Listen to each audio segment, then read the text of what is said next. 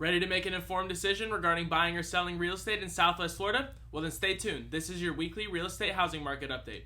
Now let's kick it off with mortgage rates. Rates have now climbed to 8.01%, but don't let that deter you. There are various ways that we can make financing more affordable, like rate buydowns and closing cost credits.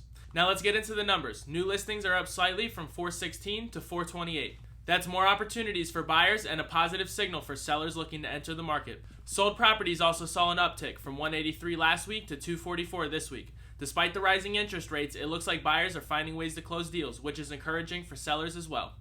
Pending sales showed a small dip from 315 to 295. While this is a decrease, it's relatively minor and could be seasonal or market driven.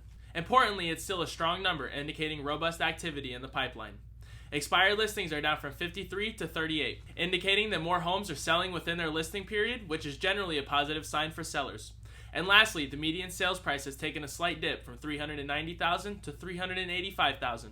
It's a marginal change, but it could signify that buyers are gaining a little bit more negotiation leverage, or simply might be a weekly fluctuation. In conclusion, even with interest rates crossing the 8% threshold, the market shows remarkable resilience. With new listings slightly up and a decent number of homes going into pending status, it's clear that the market is far from stagnant. And as always, for any of your real estate needs, questions, or insights, don't hesitate to reach out to me. You can reach me by call or text at 239-634-8639 or by email at contact@bradenmilner.com. Also be sure to check out my website, bradenmilner.com, for my full list of marketing services, property search, educational resources, and much more. And make sure to follow the page for more content just like this daily. I wish you all a great week, and I look forward to seeing you next week.